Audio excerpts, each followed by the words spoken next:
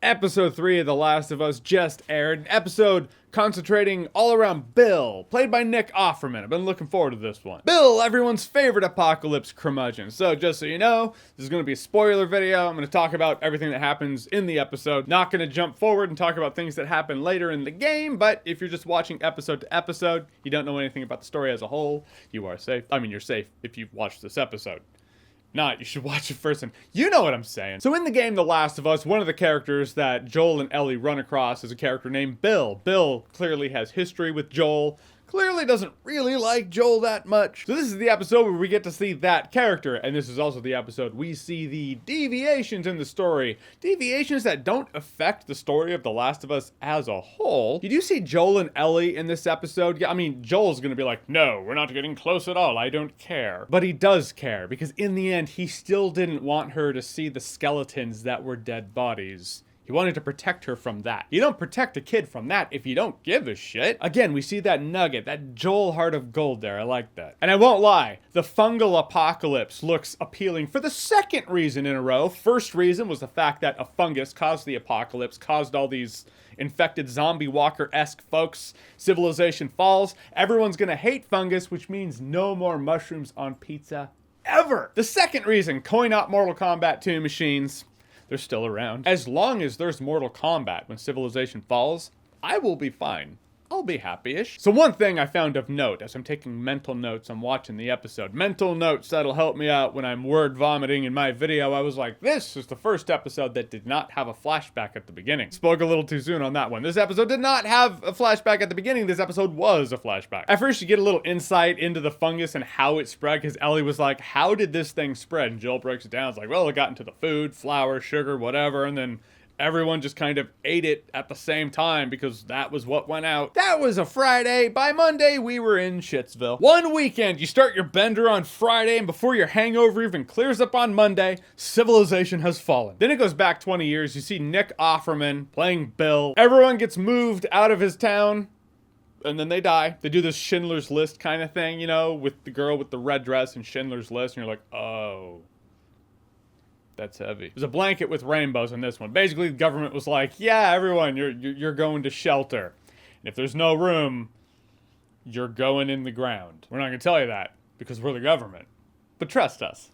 Then you see Bill, the gun-toting conspiracy theorist, in his bunker, his bomb shelter, his security cameras, about $78,000 of firearms lining his walls. But he was like, no, thank you for trusting the government. Showing that the difference between a conspiracy theorist and a realist is no longer 6 months, no.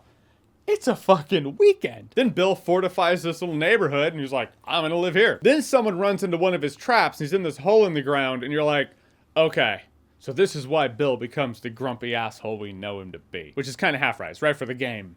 Not really for this episode. I'll get there. So rule number one in the apocalypse, you just don't trust anybody. But Bill does, and he has dinner with this dude. And there's a scene where he's playing the piano. I was like, oh, no, don't turn your back to the good. Like, you're playing the piano and you're concentrating on the music. Dude's behind you. This is it. This is when it goes bad. And it doesn't. It all just is fine. And they start a relationship together. And I was like, Bill and Frank. I know those.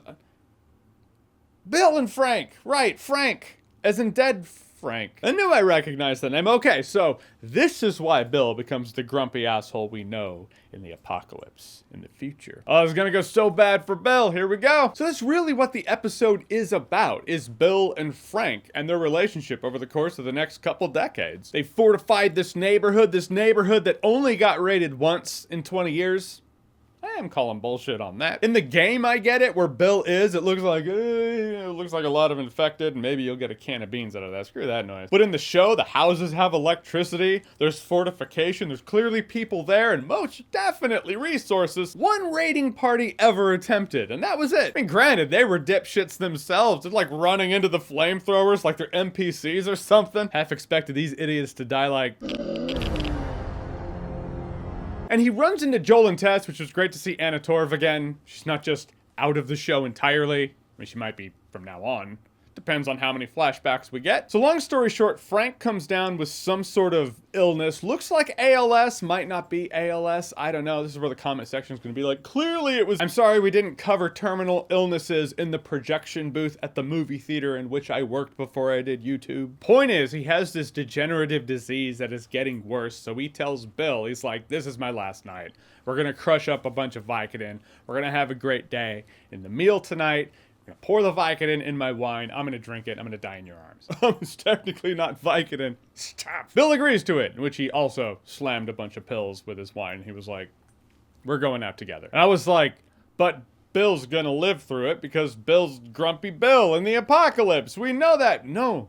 They just die together. This is the deviation I was talking about, folks. Bill dies with his boyfriend, actually husband. They ended up getting married. And Bill's just gone. For the character episode that this was, it was actually a great way to go. It was a great way to end it because it makes complete and total sense. If you hold to Bill that you know from the game, you're going to be like, I feel like that guy would have just survived because he clearly did survive after Frank was gone. And he's a grumpy dick as a result. And that's what happens. And that's how that goes. But if you look at this episode as the character piece, it makes sense. Bill survives and he survives the apocalypse. Then he gets into this relationship, which becomes this beautiful relationship over the course of the next 2 decades. Bill's like, dude, I've lived these past 20 years or so with you in a more fulfilling manner than I'm ever going to live without you in this shit world. What did we call it?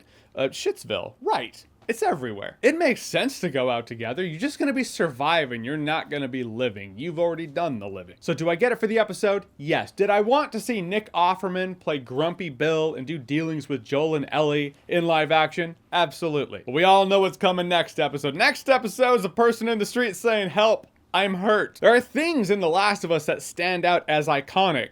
Bummer is, Joel and Ellie dealing with Bill. Well, that's one of them for me. The other one is Joel and Ellie in the truck and they're driving down the road while someone's in the road saying they're hurt. You know why I'm looking forward to that? Because as long as they don't deviate from the games, Joel from the games loves killing folk. I know that because as I was playing Joel in the games, well, I loved killing folk. I didn't just escape into the weeds. No. We gotta get to murdering humans, and next episode might be that time. But I really like the episode as a character episode, but me personally, I always found the world of The Last of Us was just a little cooler because Bill was out there in it. I liked his character in the games. Liked his character in here too. Just sad he's no longer around. All right, so The Last of Us episode 3. Have you seen it? How do you feel the show's going? Are you liking it so far? Every time Joel and Ellie start bonding and getting a little closer, do you just look forward to the end? I do. I can't wait to see it. Whatever you think, comment below, let me know. And as always, if you like what you've seen here and you want to see more, click right here to see more.